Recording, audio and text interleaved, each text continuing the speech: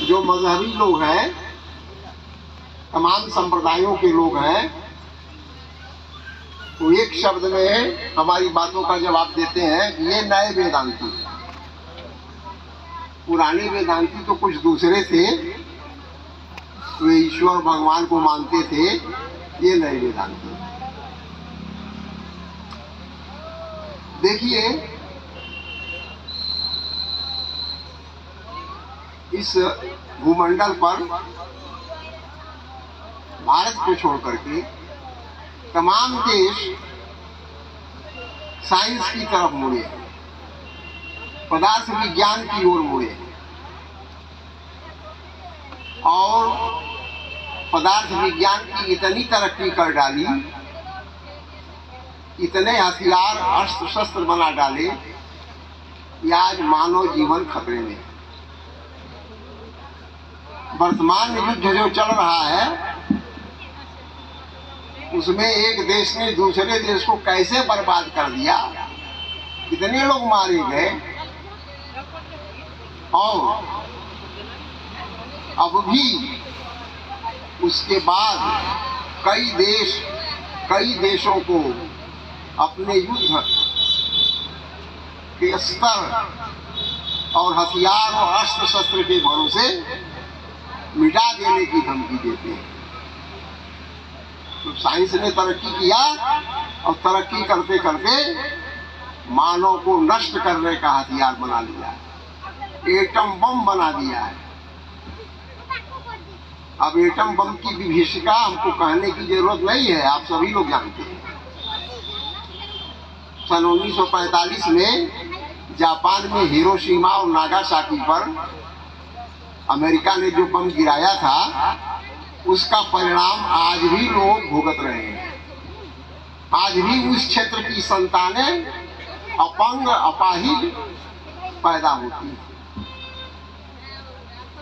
तो ये तो साइंस की तरक्की है, लेकिन भारत ने अत्यंत सूक्ष्म तत्व के विषय में खोज की।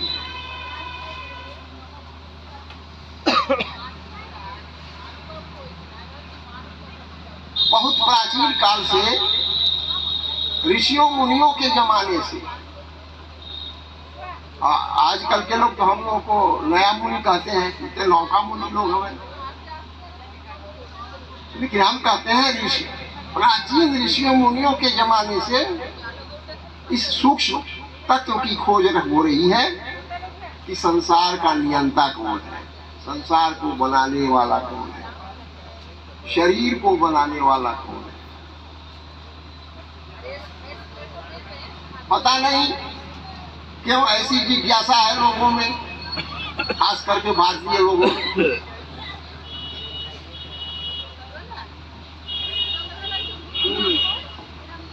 साइंस की तरफ कम रुचि है, लेकिन रामायण में, महाभारत में, पुराणों में उनके उदाहरणों को पढ़ करके पता चलता है कि बहुत ज्यादा साइंस की भी उन्नति हुई थी प्राचीन जमाने में।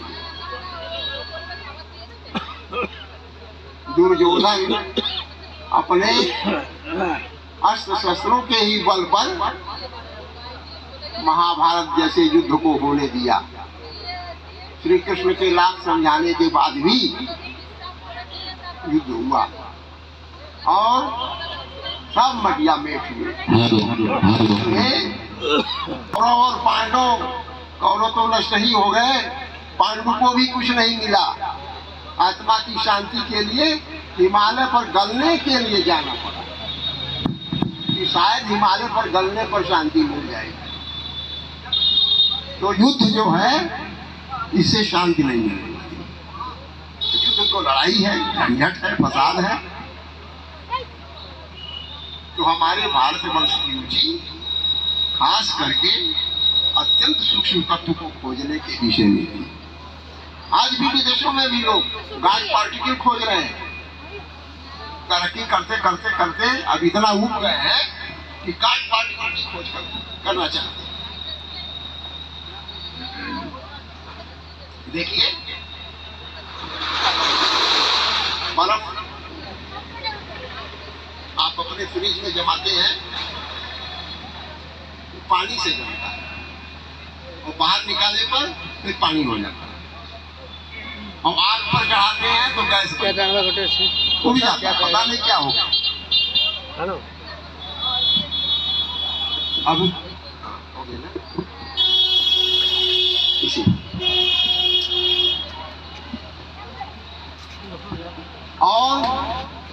और जो गर्म होगा तो वायु बन जाएगी, शीतल वायु।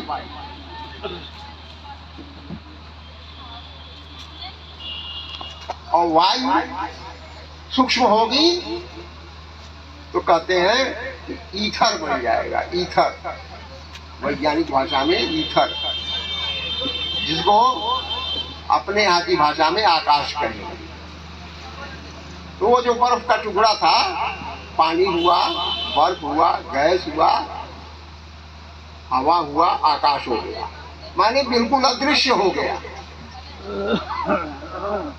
इसी बात को वेद में भी कहा है, उपनिषद में, कि तस्मात् आत्मनः आकाशः सम्भूतः आकाशाद् वायु वायुरग्नि अग्निरापः अदभ्याम पृथ्वी। माने एक स्थूल तत्व, स्थूल पदार्थ सूक्ष्म होते होते आकाश बन गया, बिल्कुल सफा चट्ट हो गया, कुछ नहीं। और फिर वह उल्टा करो तो आकाश से वायु, वायु से गैस, गैस से लिक्विड और लिक्विड से ठोस बन जाएगा पृथ्वी। तो इस तरह से कहा जा सकता है कि अत्यंत सूक्ष्म तत्व से इस सृष्टि की रचना हुई, अत्यंत सूक्ष्म तत्व से। और उसी अत्यंत सूक्ष्म तत्व को हमारे वैज्ञानिक खोज रहे हैं, जिसको आजकल गार्ड पार्टिकल कहते हैं। अच्छा, तो हमको नया वेदांती कहा जाता है और प्राचीन मुनियों को वेदांती कहा जाता है, तो वही वेदांती। अब मैं चाहूंगा कि ये भ्रम मिटा दो। इस भ्रम को हमारे गुरुदेव जी ने मिटाया है, हम क्या मिटाएंगे, हम तो उन्हीं से सीखेंगे। ब्रह्म, ईश्वर, परमेश्वर, सर्वेश्वर, इसकी खोज हमारे भारतीय मनीषियों ने किया है और इस रहस्य को हमारे गुरु जी ने ही खोला है। हमको अपने प्राचीन दर्शन शास्त्रों, वेद, उपनिषद से कुछ मिला नहीं हमको।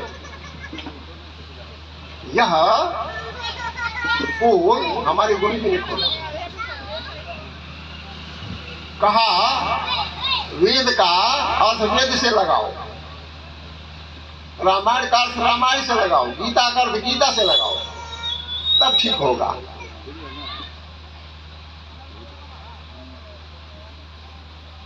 तो हम ब्रह्मर्षि व्यास ने, जिन्होंने ब्रह्म वेदांत सूत्र लिखा है, ईश्वर की खोज करने चले तो क्या लिखते हैं, अथातो ब्रह्म जिज्ञासा। अब मैं ब्रह्म क्या है इसकी जिज्ञासा कर रहा हूं, इसके विषय में चिंतन कर रहा हूं। अथातो ब्रह्म जिज्ञासा। क्या ब्रह्म हो सकती है, किसकी संज्ञा ईश्वर हो सकती है, किसकी संज्ञा परमात्मा हो सकती है। तो उन्होंने कहा, लिखा, जन्माद्यस्यतः, जन्मादि माने जन्म, और जन्म के बाद पालन पोषण, और पालन पोषण के बाद मृत्यु। यही भौतिक शरीर की तीन अवस्थाएं। जन्म लीजिए, कुछ दिन दुनिया में रहिए, और जब आपको लगे कि नहीं रहना चाहिए तो चले जाइए। तो ये किससे होता है, जन्मादि, जन्म, पालन, मरण होता किससे है, उसी को हम ब्रह्म कहेंगे।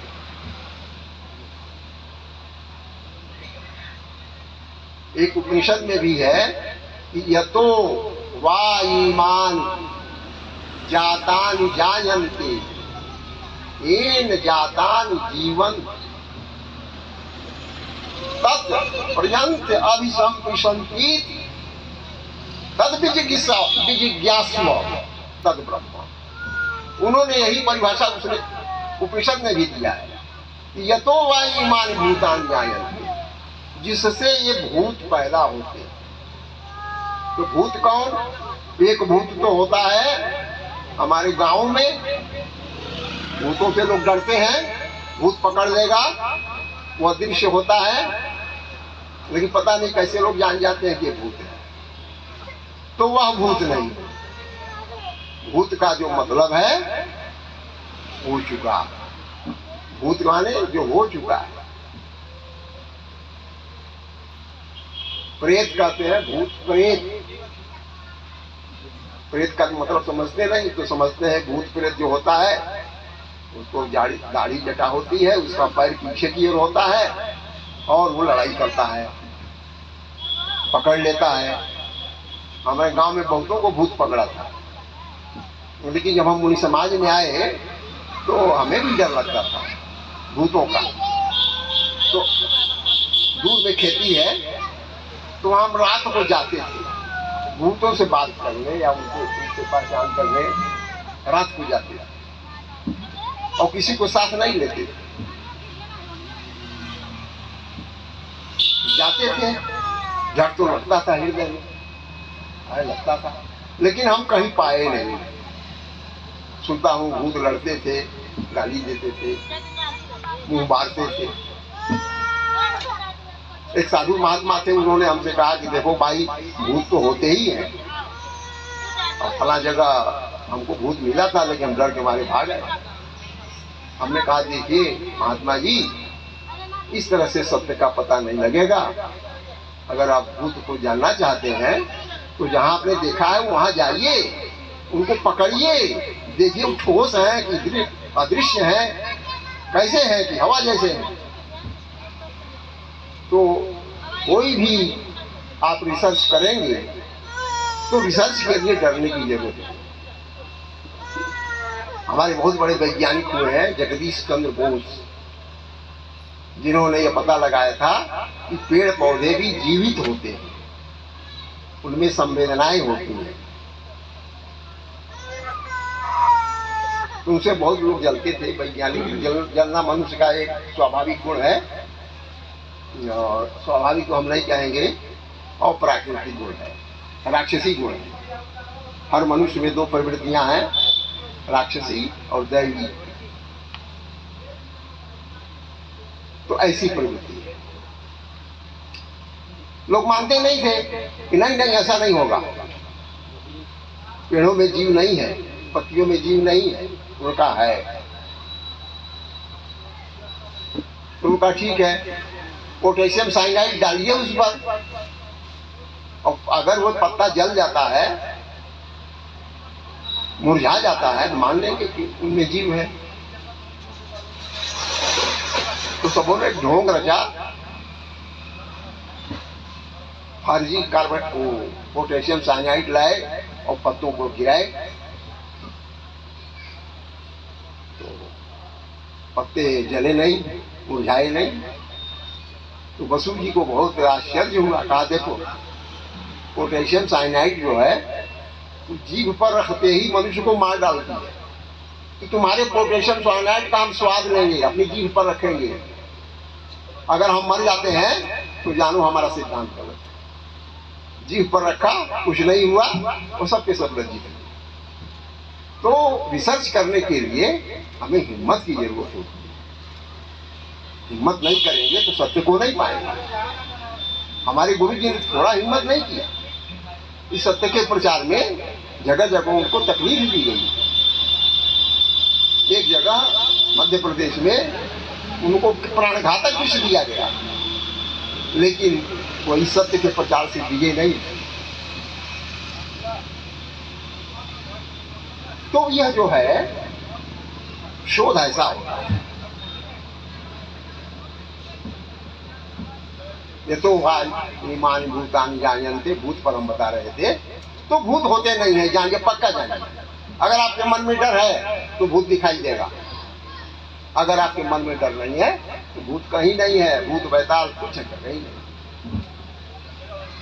हमारे गुरु जी मुनि समाज के स्थापना के पहले आर्य समाजी थे, आर्य समाज के मंत्री थे। सदगुरुदेव श्री मुनि जी महाराज आर्य समाज के मंत्री थे।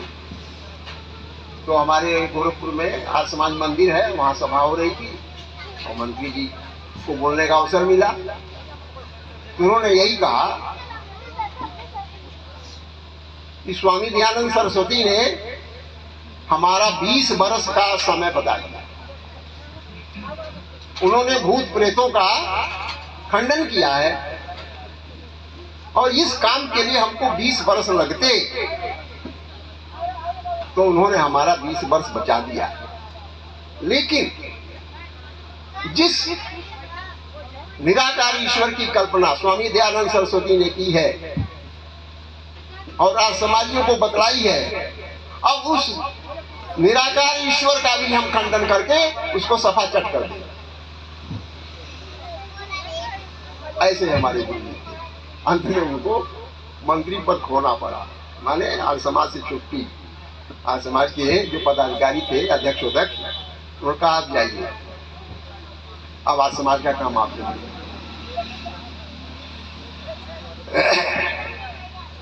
तो भूत का मतलब है जो हो चुका। तो कौन हो चुका?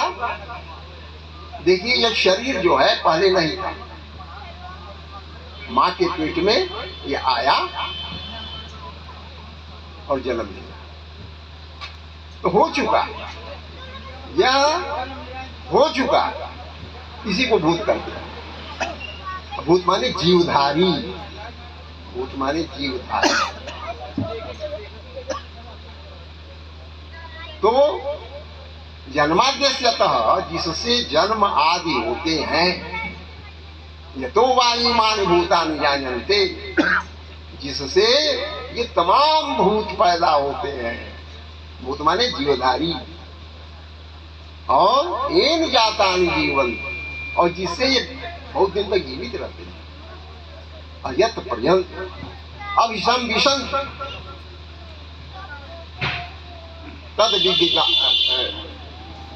ये पर्यंत अभिषम विशंति तद विजिज्ञास्व, उसको जानो जिससे जन्म होता है, पालन होती है, मौत होता है, उसको जानो, वही ब्रह्म है। माने जो हमारे व्यास जी ने अपने ब्रह्म सूत्र में कहा कि जन्माद्यस्यतः, वही बात उपनिषद दी है। तो अब पता लगाइए, आज इस सभा में पता लगाया जाए कि अच्छा भाई, जन्म किससे होता है? मां के पेट में बच्चा आया और मां की जीवनी शक्ति से ही हुआ, पल रहा। उसके शरीर से, मां के शरीर के खून की वाहिनियां, नालियां जुटती हैं और उसके शरीर में भी सर्कुलेशन होता है खून का। मां के पेट में बच्चे के शरीर में भी खून का सर्कुलेशन होता है, हृदय धड़कता है। लेकिन लोग कहते हैं ये तो आप फर्जी बतिया रहे हैं, आत्मा उत्मा नहीं है उसमें, तो खून, उसका खून बहता है, उसका हृदय धड़कता है, उसका श्वास श्वसन क्रिया चलती है। तो कैसे आप कहते हैं कि आत्मा से यह होता है? अगर ये सही है तो देखिए, आज के जमाने में एबार्शन बहुत होते हैं। तो एबार्शन पे जो डॉक्टर बच्चे का खून निकालता है, उसमें श्वसन नहीं रहता है, उसका हृदय नहीं धड़कता है, उसका श्वास नहीं चलता है। तो जब तक मां के पेट में था तभी तक मां की जीवनी शक्ति से ही उसमें उसका पालन होता है। और जब मां के पेट से बाहर आता है तो मां से तो संबंध खत्म हो गया, अब उसमें आत्मा प्रवेश करती है, जीव प्रवेश करता है और रोने लगता है। वो बच्चा नहीं रोता है, लोग बुलाते हैं, अरे इसमें प्राण नहीं आया, बुलाते हैं, प्राण आने पर ही बच्चा रोता है। तो प्राण माँ के पेट में बच्चे ने जन्म लिया, बाहर आया, अब उसका पालन कौन कर रहा है? पालन करता भी जीव ही है, आत्मा ही है। जब तक आत्मा उसके शरीर में है तब तक उसका पालन हो रहा है, उसमें रक्त संचरण हो रहा है, उसमें भोजन पच रहा है, तमाम रस निकल रहे हैं, श्वास प्रश्वास चल रहा है, आदि आदि। और जिस क्षण आत्मा निकल गई सारा व्यापार। अब सोचिए कि किससे हुआ? बच्चा जन्म लिया, बच्चा का पालन पोषण हुआ, बच्चा मर भी गया, यह किससे हुआ? जिससे यह हुआ है वही ब्रह्म, वही ईश्वर, वही परमात्मा। लोगों में भ्रम है, नहीं ऐसा नहीं, परमात्मा तो सर्वव्यापक है, उसी के होने से वो बच्चा पलता है, बढ़ता है और मर जाता है। थोड़ा सोचिए कि जो सर्वव्यापक है, जो सब में है, वो मुर्दे में भी है, तो मुर्दा क्यों हो जाता है? आत्मा के निकलने से मुर्दा हो गया, लेकिन परमात्मा तो उसमें सर्वव्यापक है। तो जब भगवान उसमें व्यापक है तो उसको मुर्दा नहीं होना चाहिए। लेकिन यह तो जीव है कि जब तक था उसमें तब तक वो जीवित रहा और निकल गया तो खत्म हो गया। तो सच्चे ईश्वर की खोज प्राचीन जमाने के ऋषि मुनियों ने भी की है, और उन्हीं की बात हम भी आपको समझाएं। ऐसा नहीं कि उनकी बात हम मानने के लिए मजबूर नहीं, लेकिन चूंकि उनकी बातों में सत्यता है इसलिए मान रहे हैं। इसी का प्रचार आज मूल समाज कर रही है। यही आत्मा, यही परमात्मा है, यही ब्रह्म है, यही परमेश्वर। अब जो है